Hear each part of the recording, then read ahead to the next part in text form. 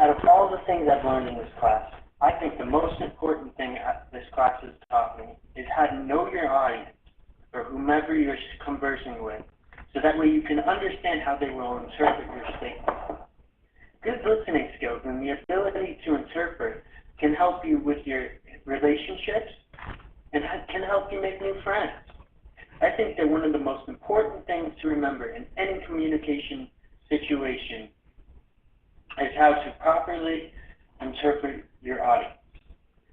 Today I'm going to talk about knowing your audience, censoring, interpreting verbal messages, interpreting nonverbal cues, and how it will make a big difference in your daily life. I would like to begin with knowing whom you are speaking with and adjusting your choice in language for that specific situation, knowing your audience. Censoring. Think before you say something.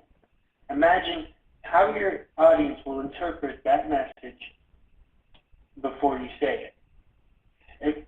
For example, if a customer approaches me at work, I am going to use professional language, not talking to them like I would with a friend. The book gives a great example of common biased language. For example, one of the ones the book uses is an Indian giver. This is something you would want to avoid unless you know the person is not of Indian descent or Native American descent, because it may upset them. Avoiding confrontational or sensitive subjects like religion, politics, or death. It is always a smart idea to avoid confrontational subjects unless you know the person whom you are talking to very well. I will always avoid these topics whenever possible, especially in situations where I do not know the person whom I am talking to very well. For example, I'm not going to go up to some random person and just start talking about politics with them, because it may end up in a confrontation. If you're not sure if an area is sensitive for your audience, it is always important to use interpretation. Interpretation of verbal messages, including the use of tone.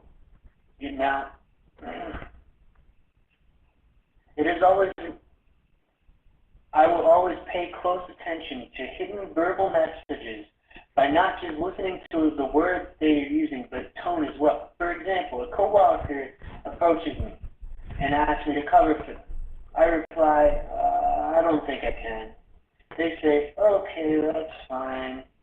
But you can hear in their voice that they are upset by this. Interpretation of nonverbal cues. Let's say I'm talking with a friend and he begins tapping his fingers. It's probably an indication that he is bored with the subject that I am talking about. As you can see, all these communication skills tie together and can avoid conflicts just by following these simple rules. I have told you about knowing your audience, censoring, interpreting verbal messages, interpreting nonverbal cues, and how to utilize these skills. These skills are what I believe are the most important things I've learned in this class. I hope you learned a lot from my speech and take in consideration what I learned from this class by exercising these skills.